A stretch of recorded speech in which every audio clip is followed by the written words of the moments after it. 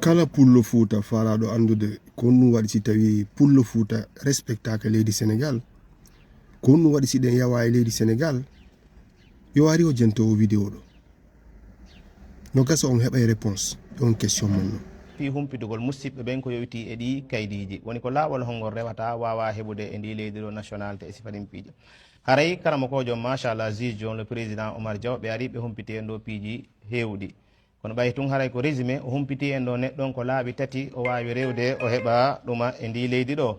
aranum ɗum koyo taw hara mawɓe makko ɓen goto e mawɓe makko ɓen ko marɓe nationalité sénégalaise idan neɗɗo si tawi nene makko no mari nationalité sénégalaise bawi makko on maɗo no mari nationalité sénégalaise on noon himo wawi heɓude nationalité sénégalaise kono si ɗum noon ala haray noon mo mari kadi laabi goo laawol ngol aranol ngol ko honɗum woni koyo taw hara himo mari sonnajo marɗo nationalité sénégalaise siko duhiɗo siko suddiɗo hara taw himo mari modibbo marɗo nationalité sénégalaise ɗon noon sa haray so resi sonnajo ɓe woni duuɓi joyi hara no mari laawol ngol o rewata ha o wawa heɓude nationalité sénégalaise tawi noon o resali sonnajo sénégalais jo haray kadi mo mari laawol go so o ari e ndi leydi ɗo o woni ɗo duuɓi sappo haray noon himo newnana kadi yo heɓu waɗu demande de nationalité ɗum noon haray no landi on tigui yo taw hara kanko ko andaɗo ko reconnaisaɗo so tawi an ari tun e ndi leydi ɗo a yahali hay nokku wawɗa heɓude kaydiri nde waɗa andintinede ɗa wawi wonde ɗo duuɓi nogay duuɓi capan tati hara andaka ɗum ɗon no holliri sa ari e ndi leydi ɗo ɗa jogui kaydiji gaydiji guine ko yayo ko ambassade ɗaɓɓoya toon consulaire sa ɗaɓɓoyi toon consulaire gollitira on noon sa woni ɗo duuɓi sappo awa haray leydi sénégal ndin législative sénégal on no newnanma ya wawa heɓude nationalité waɗa demande national no ya ƴettu kaydiji ma ni e kala ko waɗɗa wawa naɓoyde toɓɓere laawol tammol ngol paykun heɓa kun ɗo hara mawɓe makko ɓen naɓe nationalité sénégalaise o jibinama ɗo o yeehi ka ɗuma ɓe jonnimo extrait de naissance ma ɗum acte de naissance ɗum ɗon hollirali ko o sénégalais jo on acte mo ɓe jonnatama ka mairie ɗon ma ɗum gatiri ɗum ɗon hollirali ko a sénégalais jo si tawi mawɓe ma ɓen naɓe nationalité sénégalaise si ta faala noon kum payi kun noon si kum fawa heɓude nationalité sénégalaise ko ɗo kun jibina hiko mari acte de naissance kono mawɓe makko ɓe naɓe sénégalais ɓe ɗum noon haray ko honɗum ko yo accu ha o heɓa duuɓi sappo e jeegoo so heeɓi duuɓi sappo e jeegoo kankadi himo mari procédure so yehi ka tribunal ji o landike ɓe hollaymo ko laawol holngol o wawata rewde ha o heɓa nationalité idan ko ɗi laaɓi ɗo monsieur le juge holli en aranum ɗum koye taw mawɓe ma ɓen ko marɓe nationalité sénégalaise so tawi ɗum noon ala koye taw hara hiɗa mari sonnajo ma ɗum modibbo marɗo nationalité sénégalais sa woni ɗon duuɓi joyyi hara hiɗa wawi hebde nationalité sénégalaise tammum ɗum si tawi a ala ɗin ɗon fof kono a woni e ndi leydi ɗo e nder duuɓi jowi duuɓi sappo hiɗa nafi leydi ndin kono hiɗa reconnais sa hiɗa anda ɗon kadɗa wawi heɓude nationalité sénégalaise ko sakkiti kon ko payi kon heɓa kun ɗo ɗum ɗon heɓagol ɗo ngol hellirali neɗɗon no mari nationalité sénégalaise sabu sénégalais ɓe ala koyende kon droit de sol heɓegol ɗo hollali ɗum ko a nationalité sénégalais haray ɗon kon ɗum payi kon watta fiyo kon heɓu kaydiji moƴƴuɗi ko so heɓoye duuɓi sappo e jeegoo ɗon haray kankadi hino mari procédure laawol goo ngol o wawata rewde o heɓa nationalité sénégalais haɗay ko sakkittorten tun ko andintingol yimɓe ɓe mbayɗen andi yimɓe ɓen no ɗo kala mo ala kaydiji ɗo no wawi ambassade on alhamdulillah ɓe uditani en ɗo damal ngal andana neɗɗo no wawi yaade ko ambassade o wawa heɓude carte d'identité national guiné hara yo on tigui yohu ɗaɓɓoya toon hay sina ɗum ɗo yo on tigui waɗu feere so leydi ndi o ari o yo heɓu honno yo heɓu koyente kon consulaire ndi leydi ɗon o gollitira ɗum ɗon so woni ɗo duuɓi sappo haray himo wawi ɗaɓɓude nationalité haray fayda ko résumé ko ɗum ɗo ɓuura jantade holli ɗo kadi neɗɗon so rewi laawol ngol andalɗa na laawol newnagol haray hino mari okkobaji lette ɗe andanɗa punition ji ɗiɓe wawi mo jonnude kono ɗum ɓay juutay o wawali yanñande ɗum noon haray kon ɗo ɓanguinaɗo assalamu aleykum wa rahmatullahi wa barakatuh minen min faala andugol minen ɓe fulɓe fuuta iruɓe laggine Conakry wonɓe ka aduna Allah min faala andugol ko ɗum minen min waɗi on onon ɓe on ɓe wadde ɗemoje ɓe ɗo Sénégal ko ɗum minen fulɓe heɗitiɓe min waɗi on quoi mi faala tu yo yeeto men ɗum ko ɗum minen min waɗi on ko nous waɗi onon son accata hersingol en quoi fi honnu c'est quoi le problème en fait ko nous waɗi sayi onon o wata accugol hersingol yimɓe men ɓen fi honɗum ɗon andi sen yi ka réseaux sociaux ji ɗo supposons soit wana coupe d'Afrique si jouyi ni ɗon andi si Guinée jouyi ɗi e Sénégal ɗon andi leƴƴi ɗin fof jaletake leƴƴi heɗiti ɗin fof mokkotake ko pullo Fouta mokkete ñande juuɗe ɗo en Sénégal ballon o ko pullo Fouta yawete yenne jale ɗum nden yawre ɗon noon ko enen tigui waɗi nde hande ñiiɓe leydi Sénégal en fait Sénégal wana pullo Fouta Guinée tum woni ton pullo fulɓe Mauritanie no ton fulɓe Mali Bamako no ton fulɓe Cameroun no ton fulɓe Centrafrique no ton fulɓe Benin no ton fulɓe Tchad no ton fulɓe Niger no ton fulɓe Sierra Leone no ton fulɓe Gambie no Sénégal ɗon kadi musidɓe wona fulɓe La Guinée Conakry tu woni ton onon ko honɗum woni probléme mon on ko honɗum woni probléme mon on ko honɗum watton nationalité sénégalaise ko honɗum woni wadde combat fi heɓugol nationalité sénégalaise yewtemen ko honɗum faala ɗon ko honɗum waɗa ton kaydi sénégalais ko honɗum guinéen jo immanto La Guinée Conakry yaha Sénégal e waɗugol procédure fi heɓugol nationalité sénégalaise musidɓe tawata kadi ko onon tum goɗɗo yiyata no kumpital fi Allah min tori ko min jeeji on kumpital acce partage ngol en ɗi vidéo ji fi Allah min jeeji on fi Allah acce ƴettugol sifa ɗi vidéo ji ɗo coupon ɗi wengonɗi par ce que ɓeɗo ko pulal woni wolde laaɓugal pos joni si yimɓe Tahirou Sarr ɓe wonɓe innude ɓen ko pullo Fouta woni bolɓe Sénégal ko pullo Fouta woni arude waɗa commerce ton waɗa piiji ko faala ɓe susta leƴƴi hedditiɗi ɗi joni wonɓe innude ko fulɓe Guinée ɓen hebbini Sénégal ko honɗum minen min wiyata ɓe minen ɓe wona Sénégal ɓen ko honɗum minen min wiyata ɓe siɓe darade ɓe yenna on ɓe aybina pullo ñande wo ñande ɓen si yiiɗi vidéo ji ɗo par ce que to sikku pulal yimɓe nanata pulal no wodi hay woɓɓe hara ko yimɓe Tahirou Sarr wonɓe ko mouvement makko o xénophobe jo c'est-à-dire ton sikku ɓe nanta haala men kan si ɓe ƴetti ɗi vidéo ji ɓe traduisi ɗi en langue wolof ɓe inni voilà hinno komin woni on haalande kon ɓe fof ɓe faala kaydi sénégalais ko honɗum minen mari komin wiya c'est à dire que si tawi kadi goɗɗo ɗa faala teddindegol ko an teddintata hoorema je suis désolé par ce que on wawata wonde o monde ɗo hande ko aduna on fewndi ɗo hande ko tawata hay sénégalais ɓen hiɓe tampi ha hay koɓe mayata ɓe hay koɓe ñama ɓe ala par ce que minen fottude maɓɓe leyɗe porte ɗo Afrique a yahata leydi Afrique o ronka fottude sénégalais jo kon ɗum on ɓuuri on piye fi heɓugol kaydi leyɗe porto bete son waɗi vidéo ji on conseille yimɓe arɓe leyɗe porto ɓe mas goɗɗo naati ari leyɗe porto ko honno guerrita o heɓa kaydi leyɗe porto par ce que au moins sa heɓi passeport leyɗe porto leydi européen ma leydi américain ma australien to ɗum ɗon a heɓi on passeport ɗon ça t'ouvre d'autres portes genre ko falɗa wo a voyagere ɗum ɗon tu woni nafa ko honto passeport sénégalais yahata yeyete men kaydi nationalité sénégalaise ko honto ɗum hombo ɗum nafi ko honno goɗɗo iwirta Guinée traversa frontiére on yaha leydi Sénégal jooɗo nani ɗon wiya goɗɗo jooɗo habbo 10 ans so waɗa démarche fi heɓugol nationalité sénégalaise est ce que ça va dans vos têtes ko honɗum woni probléme on ko honɗum woni marsali ko honɗum woni marsali joni noon wi en hiɗen yawa wi en hiɗen aybina wi en ko wonɓe wo yimɓe no indeɗen ɗuuɗi par ce que voici les preuves ɗo wona politique o mais wolde koy na je suis pas un opposant politique na fi politique o mais wolde ɗo ko fi social fi société men on communauté men on fi yimɓe men ɓen ko ɗum wonno yewtude par ce que trop c'est trop hey ko an watta ha goɗɗo respecté si goɗɗo yawike ma sa daari en grande partie a tawa fotton koye ma yuri par ce que sa yawnaki goɗɗo yawatako ma na noon waɗɗo vidéo on ɗo mais wolde koy ko kala marɗo on réflexion kala marɗo on idée o mi yewtude fi min ko Sénégal mi heɓa min o wonɗo en worande on ɗo ko Sénégal mais mi haajaka e kaydi sénégalais mi faalaka kaydi sénégalais ça ne me dit absolument rien kaydi en Guinée on ça me suffit e kaydi en européen momi jogui on ça me suffit kaydi porte ko ɗaɓɓanta ɗum ɗo heɓa kaydi nationalité ma heɓa kaydi ɗo ko sa waway si ɓuritante porte ji go hara voyagere a waɗa e piiji gon toon mais kaydi sénégalais ko fi on watta ko ɗum Guinée jo watta kaydi sénégalais ko innon ɗo goɗɗo droit du sol onon ɗon c'est à dire ko ono woni wadde ha sénégalais ɓen bewa ko ono woni wadde ha sénégalais ɓen tippina fi men wallahi ko ono woni wadde si waɗi piiji par ce que si ɓe nani ɗon wola si waɗi haalaji ɗo onon tigui haare on taw on naɓiɓe koɓe hewtali modi Sénégal wona leyɗe porto en plus ko libre circulation des biens des personnes et des biens wiya Sénégal c'est un pays membre de la CEDEAO Guinée kadi c'est un pays membre de la CEDEAO en yaltali toon taw donc ça veut dire que ɗo mari plein droit yahugol circule ka pays maɓɓe kamɓe kadi mari plein droit argol circule ka men installe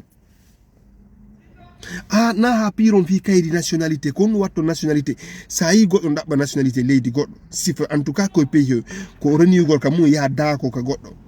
par ce que siɗa mari projet hotugol installe ka ma sina do har ko mi indi ko gona kayde leyde porto harta envie de voyager à l'international har uditar ko passeport moƴƴo européen ma américain jogiɗa ma australien har uditante porte ji go pita yango pi visa ji hare ko non ɗaɓɓanta ɗin kaydiji ɗon ma bete o ɗo mari avantage ji gon ton ɗa wawi ñawdagol a yoɓali ɗa mari avantage ji gon ton ndiyan e courant mankata kono konto yata ɗo sénégal tawata ndiyan courant mankata konto yata ɗo sénégal tawa a ñawnto a yoɓata ko honɗum heɓata sénégal ka heɓata guine yewte on ɗum ɗon fi allah musidɓe acce teddinen hoore men enen kadi wona enen tu woni na enen tu woni afrique wona enen tu woni sénégal wacce waɗon doy no woodi na ko woni wo ko wolte ka réseau ji na ko woni wo ko wolte ka jamma leydi sénégal no heewi étranger a wona pullo tu woni ton étranger kono ko onon tun woni e wadde ɗi piiji yaha ciko leyɗe yaha darna ka yimɓe moƴƴina ka yimɓe acca ka mum par ce que ɗo woni ko renégat ko añugol leydi mum accita leydi mum c'est à dire sous estime hay kaydiji mum yaha doggugol fi kaydi sénégalais onon ɗon yiya portugais ji no doga réunion kaydiji mum fiyargol wongol français jo ma argol iwgol ɗo iwa wona france doga yaha réunion kaydiji ma wona allemagne jo est ce que yiɗon yiya hay sénégalais ɓe no ara lagine toon pira fi heɓugol kaydi kaydi guiné yewtelan ɗum so yi ɗum wonon yeyete men kon ɗum ɗo woniri joni noon yi on hiɗen respectaka e leydi sénégal hiɗen yawa hiɗen c'est normal par ce que ko ɗi discours ji ɗo ko ɗi discours ji ɗi wonɗo wadde ɗo woni wadde ha yimɓe ɓen no yawade en par ce que on fanka hiɗon holli yimɓe no yiɗi ka maɓɓe ɓuuri ka mon ala ko goɗɗo accitata leydi mum c'est à dire que heɓugol kaydi c'est pas mal dans l'ensemble mais kono ko honɗum waɗa toon kaydi CEDEAO fi honɗum pourquoi Guinée Mali Côte d'Ivoire Benin en Sierra Leone Gambie Guinéjo ko honɗum ɗaɓɓata kaydi fi ɗum pourquoi faire ko honɗum watton ɗin kaydiji fi Allah kala Afrique hay Afrique du Sud e hoore mum ko honɗum watton kaydi ɗin pays fof kono Afrique du Nord au Sud ko honɗum watton kaydi ɗen leyɗe fi Allah na réalité ji goti wonɗen ka onon ɗo wiide sénégalais jo no hetti ɓuuri guinéen jo sénégal no woodi hettiɓe no woodi tampuɓe guiné no woodi hettiɓe no woodi tampuɓe no woodi piiji ko woni sénégal no woodi piiji ko woni guiné kala ko heɓɓuɗa sénégal ɗa wawi heɓde guiné il suffit que ya wakkilo développé leydi ma ndi heɓe on état d' esprit ɗon ko guiné accen doggol ka men accen cet nationalisme ɗum ka ɓernde woni c'est à dire ko au fond du cœur ko ɗum woni yiɗugol leydi mum ko ɗum woni yiɗugol leydi mum na yon innu onon en fait non ko yahu accon ɓiɗɗo mo on heɓa 10 ans 16 ans si wanno mum demande mi nani ɓen o wola fi droit du sol hakkude Guinée Sénégal ɗo wola fi droit du sol aynayi wonɗo e wolde c'est à dire ko politique d'immigration Europe ɗo ma Amérique men nanta goɗɗo wola fi droit du sol en fi goɗɗo no heɓa e leydi o heeɓi officiellement kaydi mais goɗɗo ko heɓete Sénégal en Gambie en Côte d'Ivoire en na sous-estimugol pays ji ɗin mais konno Guinée jo wullata fi ɗin kaydiji konno Guinée ji inta engagé procédure mi nani ɓe nawoɓe engagé procédure ji fi heɓugol kaydi pourquoi faire joni noon ɓen si heeɓi ɗin ɓe nanani on ɗin information ji ɗin o wiide ɓe teddinayi en no wiide ɓe respecta en ils vont jamais nous respecter voilà les causes na mere pullo fouta ko hammino o ino sous-estima sénégalais ɓen ɗo wonɓe leyɗe porto ɓen lande ɓen ɗon ko honɗum ɓe gollata ga landeɓe ɓe wolanayo na hay leyɗe porto wonɓe afrique ɓen sénégalais ɓe wonɓe ɗe leyɗe afrique hedditiɗe landeɓe ko honɗum ɓe gollata ton hay guiné ton ko honɗum ɓe gollata guiné bete onon so yeehi wono sénégal ɗo wadde commerce kamɓe landeɓe ko golle jonnum ɓe watta ka leyɗe hedditiɓe ɓe donc honɗum ɓen ɗon ɓe ɓuuri on elle dogota fi kaydiji nationalité leyɗe mum par ce qu'ils n'ont rien à foutre déjà hay darnugol kam leydi men ɓe darnata ka combien de fois mi waɗi ɗo vidéo mi haalani on o yetta pays étranger jo mi ƴetta ɗo Côte d'Ivoire mi ƴetta ɗo honno Sénégal mi ƴetta Mali Bamako mum e instabilité politique maɓɓe ko woni toon est ce que hiɗon yiya ɓen diaspora maɓɓe on leyɗe porto no ciko leyɗe Guinée wola nelan jon nelan goto ma ɗiɗo ɗi pays ji ko tawato no Afrique fop ko pays ji jaliyoto no yaha ciko leyɗe Guinée darna la Guinée personne ne le fait ko yimɓe men ɓe watta ɗum ɗon joni say kay kon waɗɗo vidéo ji joɗɗon e sensibilisugol yimɓe informa yimɓe ko honno kaydiji introduisete Sénégal fi heɓugol nationalité ko honɗum joni noon joni sénégalais ɓen si nani ɗum ko honɗum ɓe wiyata en fi Allah acce men jeeji on yimɓe hettiɓe fus ɓe waɗa on fulɓe hedditiɓe à l'international fus ɓe waɗa on na noon kadi wonɓe Sénégal ɓen fof mi haalde de mais ko marɓe ɗi idéji woɓɓe no Sénégal ton c'est vrai que ɓen ɗon ils sont venus wonugol seeɗa ɗaɓ mbuuɗi c'est normal na yahugol ka leydi goɗɗo woni probléme en tant que tel mais ko innugol an ko be yaha dakoɗa ka makko c'est à dire que kafon ka makko entre Afrique pays de la sous-région comme ça je ne vois pas l'intérêt si ko leyɗe porte bete mi wi on kon wonuɗa ça se comprend parce que a yi continent a yehi e continent a yehi e continent a yehi e continent a yehi e continent sa yeyno on continent ɗon ettoɗa heɓa kaydi heɓa le bon passeport haɗa ñande falɗa voyage de wo a voyage à l'international uttanima bafeji boyi ɗum ɗon ça se comprend kono goɗɗo iwata Guinée yaha Sénégal jooɗe waɗugo discours ji ko honno kayde introduisete fi'ugol nationalité sénégalaise c'est de l'ignominie c'est de la honte ko hersa ko hersingol yimɓe ɓen jokkuɗo na noon onon min felligoy ko ɓen relayaɓe ɗin vidéo ji mum ka plateforme ji maɓɓe wono kumpital je n'ai rien contre vous mais suuɓe ko wonɗo e partage de kon par ce que ɗum ɗo ɗon sikkude ɗum ko mawningol leñol ngol ni na mawningol leñol ngol je suis désolé ɗum ɗo ko déshonorugol leñol ngol ni par ce que ko na enen tu woni Sénégal leƴƴi Guinée ɗin fof no Sénégal to no wawi no inde ɗe ɗuuɗi ɓuuri fof mais leƴƴi Guinée ɗin fof no Sénégal goɗɗo nantaɓe on les entend jamais on ne les entend jamais toujours ko enen woni wadde vidéo ji e ma ara waajo fi heɓugol nationalité sénégalaise ma arugol investisse Sénégal ayi woɓɓe no inne hotta la Guinée investisse par ce que la Guinée il y a pas d'instabilité joni sa a yahali waɗɗa fiyo ma won stable heɓa place kam leydi ma investissa ka leydi ma ko watta o waɗa ka leydi ma heɓa place c'est à dire ko guwindira yimɓen ka leydi ma dartoɗa ka leydi ma ko leydi goɗɗo heɓota jaam ñande neeɓi o annentinta ka étranger on heɓali nationalité ha wonnon sénégalais ɗum ɗon manete ɗum kala yiwɗo mbaɗimo ndi no renti kon pulɓe ɓe sendidir ka non pullo Guinée e pullo Sénégal ɓe feeta leydi c'est à dire que ɓen araɓe lando on fi kaydi haye ɓe say ko ɗum huɗu ɗon contrôle woɓɓe maɓɓe na hay policier goy ko leyɗe porto andi saria ko leyɗe porto policier jo lanatoma kaydi ma civil jo sustama landagol kaydi leyɗe porto par ce que mo andi o ala droit mais Afrique noon on yi kono feƴƴide Afrique du Sud kon ka ko policier ɓen e civil ɓen wona yaltude yaha lando yimɓe kaydi yaha violenta ɓe awa ɗin peeji siko ɗum huɗuɗo ñande ɓen ɓe immani on wo ñande ɓe immi fi yimɓe men ɓen wo ɓe landotaka on ɓe haajaka ko police mana police koy ɓe haajaka e ɗum ko so tawi ko leydi saria no respecté to moƴƴa ɓe innon onon ko civil yolantaka on kaydi mais leydi africain ɗi pays fof c'est les mêmes réalités hande déjà soñdia ko woni Sénégal ko mi sikka e ɗum no wodi la Guinée ça je vous le dis clairement min noon ko Sénégal mi heɓa mi iwino to mi wata hakkilande hay quelle année mi iwi Sénégal ça fait très très longtemps mi hotino mi famille amen fof hotino Guinée miɗon famude donc c'est pour vous dire que leydi goɗɗo ko yon andu kon étranger accepton kon étranger accepton kon guinéen accepton kaydi ñimon ɗi guinéen ɗon weltoridi accepton ko wonu ɗon kon immagol ɗo yaha Sénégal tiro photo hoy ka ɗuma ɗon ka je sais pas waɗa ɗum famikino ko leyɗe porto woni ma yahugol ton hollonɓe onon c'est à dire que iɗon fetani kaydiji maɓɓe ɗin ko wallahi l'asim ɓe respectata on ça je vous le dis clairement awa minen no wonɓe yidde maɓɓe leyɗe porto ɗo ɓen himɓe en andi ki ils sont minen andi ki ils sont ɓe ɓuura Guinée jon hay e fus ko Guinée jo waɗɗa ko haqqille mum kanko ko inférieur kon ɗon yata sikka kanko so heɓi kaydi nationalité sénégalaise hara o ɓuuri yimɓe ɓen ko fus non ça c'est rien du tout ton ƴettu waɗa ɗum ɗon discours ji yewte yimɓe ɓen ko honno arɗo leyɗe porto waɗirta démarche ji heɓa kaydi ça c'est très utile pour la société ɗum noon wawi walde yimɓe ɓen par ce que yimɓe busno ɗo hande leyɗe porto ga ɓe ala kaydi ɓen ɗon so waɗi ɓeru marɓe expérience ɓen si waɗi vidéo ji informi jama on ko honno guerdata ɗum noon haray c'est bénéfique mais son jooɗi keɗo e waɗugol ɗo